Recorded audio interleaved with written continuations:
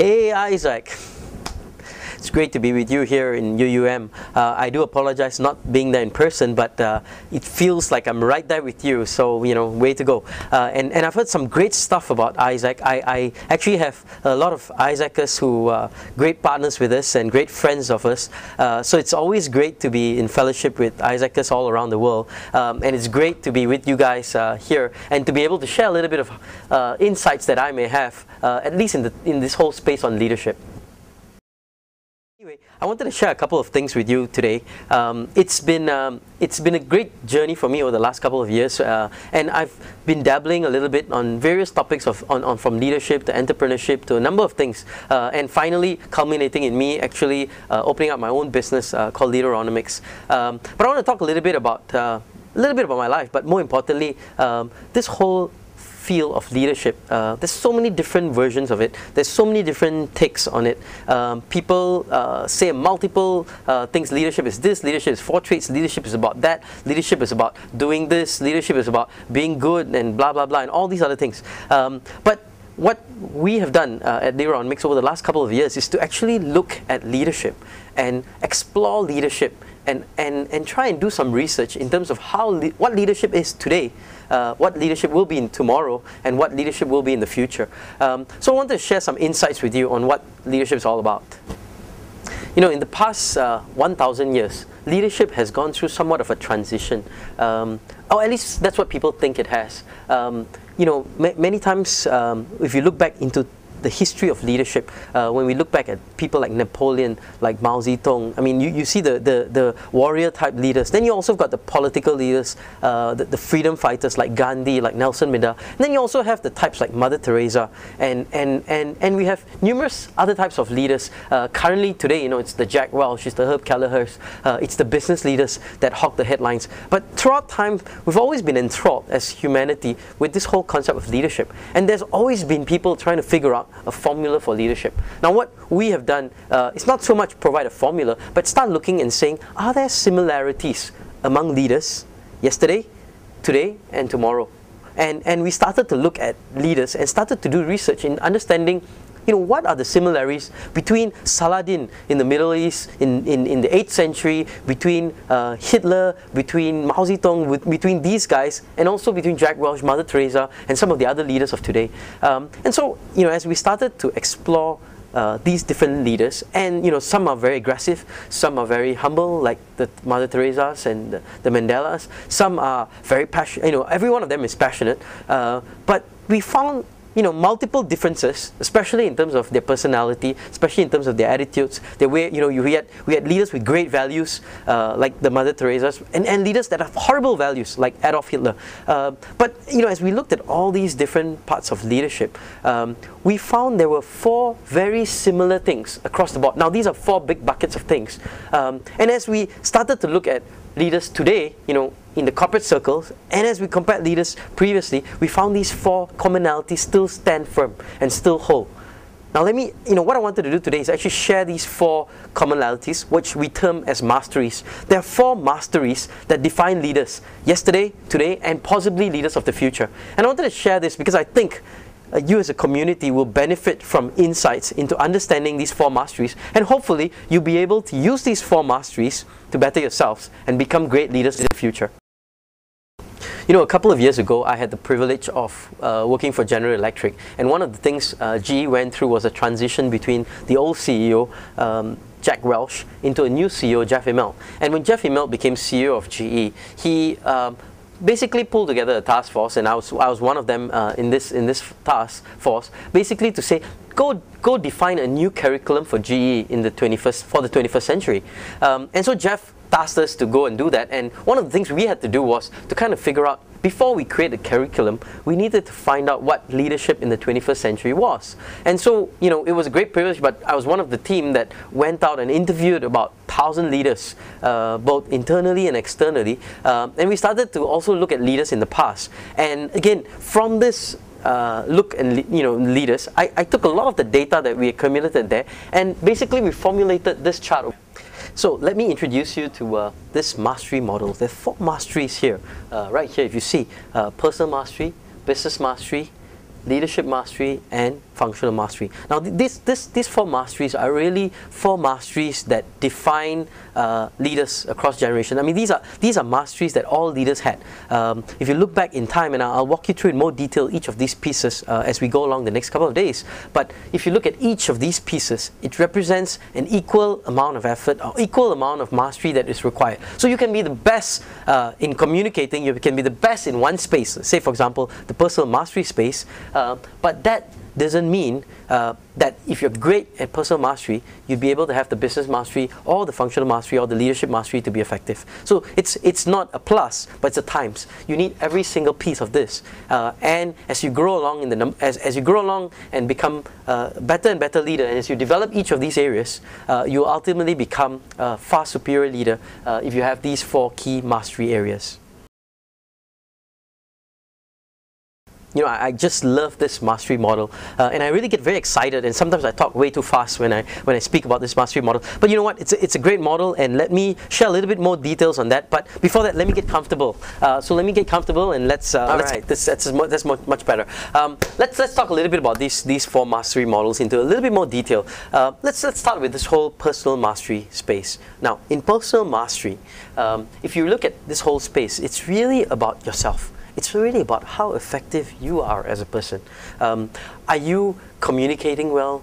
Do you effectively influence? Do you drive change? Do you, how do you energize people? What's creativity? How do you innovate? So it's really about you and your space and how personally effective you are. Time management, project management, all these things. Now, the best leaders, if you look back through history, amazingly, the best leaders in the world have mastery over this space. That means they are personally very effective. And then the key, and the interesting key to this whole thing, is that they are effective because of one key element, because they have very strong self-awareness. Now, it's important for all of you, especially as you're starting on in your careers very early in your life right now, for you to understand this and have full appreciation of self-awareness. Now let's talk a little bit about self-awareness. I want to give you a good story. He's not a great leader. In fact, you know, I always kind of, you know, this is a leader who had really bad values, Adolf Hitler. But he's a great example for all of us to see this whole piece of personal mastery and how self-awareness plays a big role in this piece. Now, Adolf Hitler, right? If you recall, I mean, he was an Austrian. He was not even German, right? He was an Austrian. He was basically, if you know a little bit about Adolf Hitler, you know that he's a strong introvert. Now, he's a great writer. He used to write great books. And so when he wrote books, people read his books. Wow, great book. Really got inspired. Went and talked to him. Hey, Adolf, great book. And Adolf would be like, yeah, thank you. And then walked off. Adolf Hitler just could not basically communicate. I mean, he was a really introverted person. But what happened was, people read the book, got inspired. When they talked to Adolf, they said, this guy is not worth following. So he never had any followers. And then he got put into prison. When he got put in prison because of his book Mein Kampf, he started to reflect, and he started to have this whole piece of self-awareness. So he started to think to himself, hey, why is it that people get inspired by my writing, but then when they talk to me, they say, wow, I'm not going to follow this guy, and then they go off. So basically, I can never get what I wanted to do be accomplished. And you know, Adolf Hitler is interesting because here's a guy who's Austrian. He took an entire country that's not really his adopted country, Germany, took them to war and basically destroyed millions of lives. Now, however you look at it, it's, I mean, if you want to put it into the Malaysian context, it's like a Singaporean coming to Malaysia and saying, hey, let's go, hey Malaysians, follow me, let's go kill those Thais. And there's a following. I mean, that's how astounding it is. But here's what happened. Adolf is sitting in prison, and he has this moment where he's suddenly realized, hey, I need to communicate because I'm really, really good at writing, but what I'm bad is at speaking publicly. And so what he said is, I'm never going to be really good at publicly speaking, but here's what I'm going to do. I'm going to limit my speaking appearances to only a few times a week or a few times a month. And prior to those speaking engagements, I'm going to practice 9, 10, 11 hours a day for 15, 20 days. And so when the time came, and if you Google or YouTube Adolf Hitler and see some of his videos, you'll be amazed. Wow, what a great speaker. And you may not know German, but you think what a great speaker this guy was. Now, that's not because Adolf was a great speaker, it's because he realized he was not a great speaker, and so he limited his appearances, only spoke a few times, but practiced and practiced and practiced, and became really good at that 30-minute speech. And so self-awareness, if you really want to understand it, it's really about limiting your your development areas, limiting areas that you're not so strong in, exposing areas you're very strong in, but it starts with self-awareness. And then at the same time, developing those areas that you're not so good at. Now, personal mastery is that it's really about knowing yourself, knowing what you're great at, and using it and highlighting it. We've got leaders like Tony Fernandez, great marketing, very savvy, leveraging that part. Same thing. I mean, if you look at all great leaders, they leverage their strength, but they minimize their weaknesses or their development areas, and they develop that. And that's what really personal mastery is all about.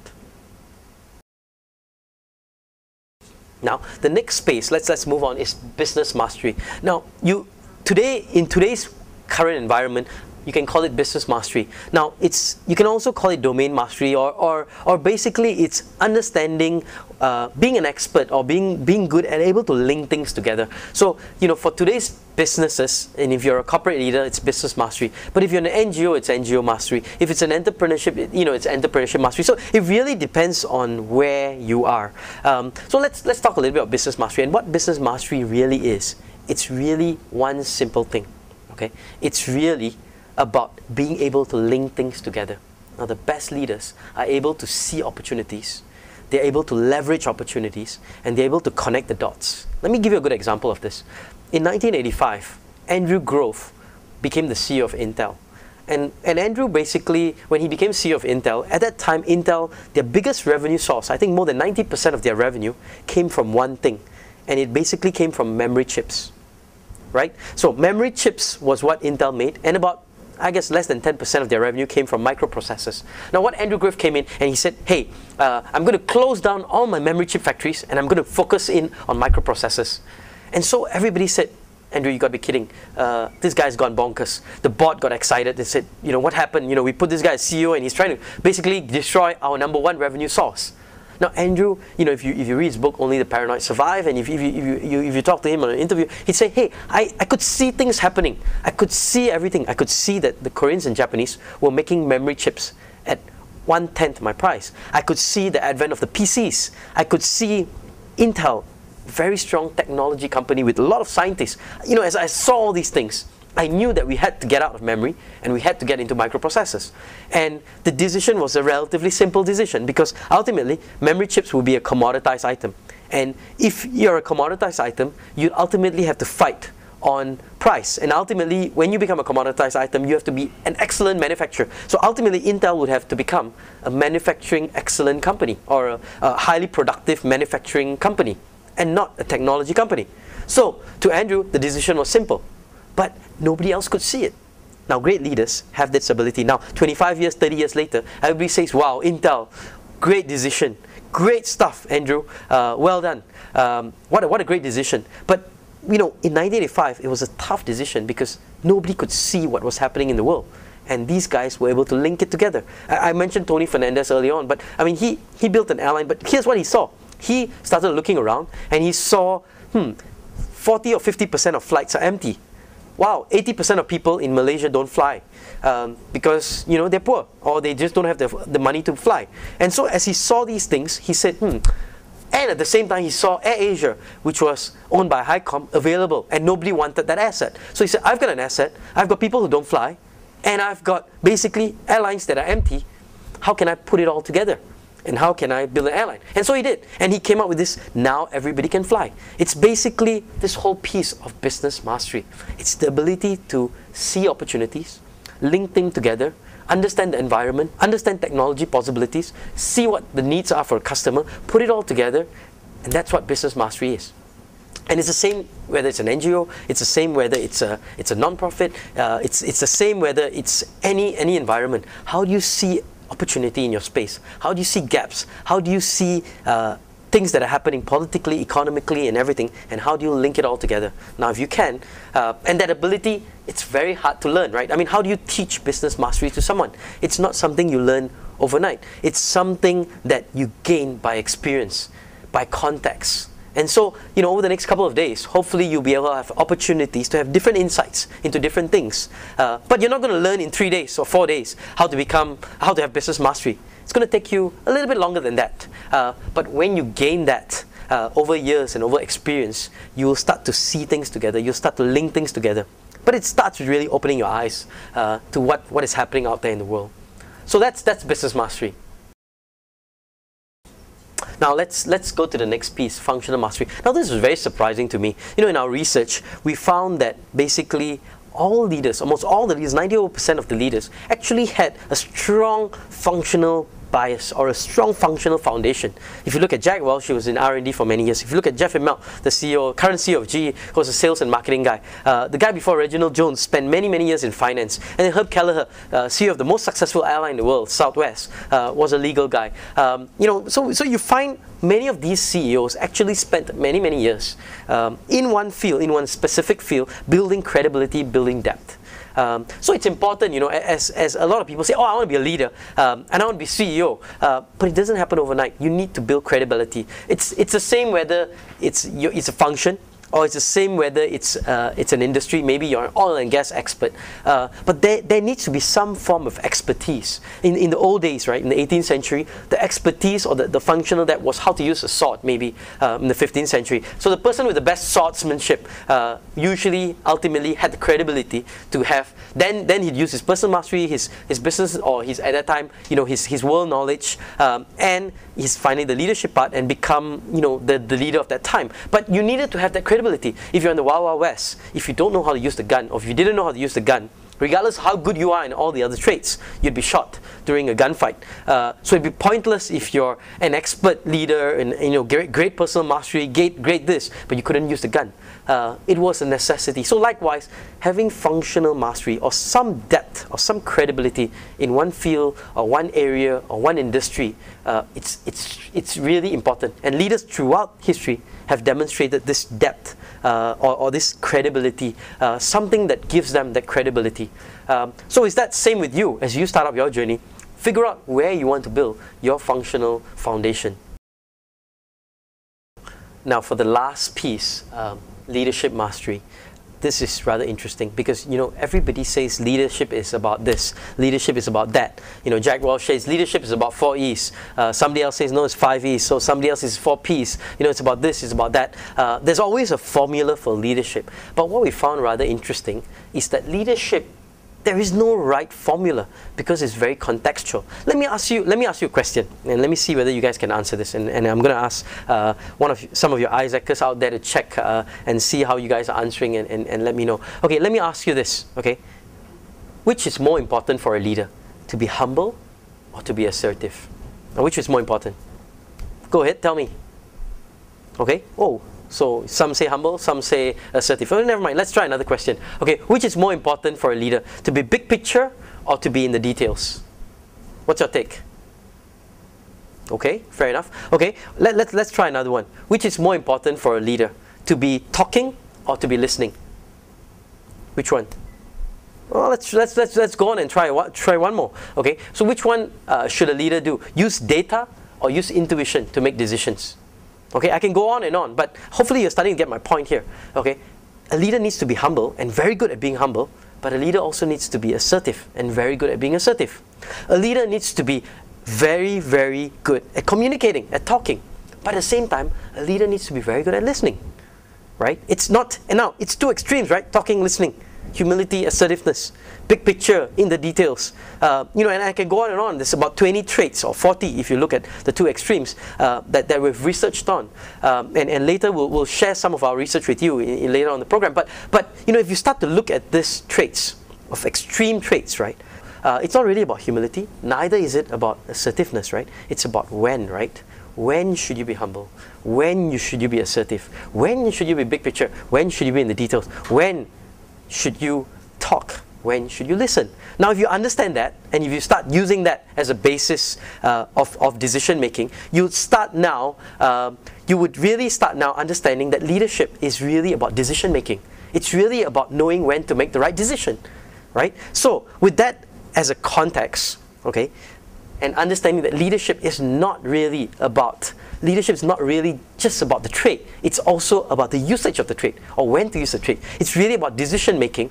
you can then start to build your traits. My expertise in a certain trait, but then context. When you experience it more and more times, when you start failing, when you start making mistakes, then you realize, oh, I should have talked in this meeting. I should have kept quiet. Oh, I should have opened my mouth here. Oh, I should have done this. Oh, I should have been visionary here instead of being in the details. I should have done this. As you go and make more mistakes in life, and as you experience more things, then you start to understand and how to make leadership, and you start understanding how to make the right decision. So with that, here's a little bit of a summary. As we go along the next few days, you'll see different tools, different things we share with you, whether it's personal mastery, business mastery, functional mastery, or leadership mastery. We'll share these different things with you, and hopefully you, at the end of the conference, at the end of this session, you'll be able to be maybe you won't be a better leader, but at least you'd have a better understanding of what leadership and growth is all about. It's been great being with you, and I really enjoy being with AIESECers, and I really enjoy AIESEC. I think you guys are a phenomenal bunch. I think you're one of the best organizations in the world, one of the best run organizations in the world.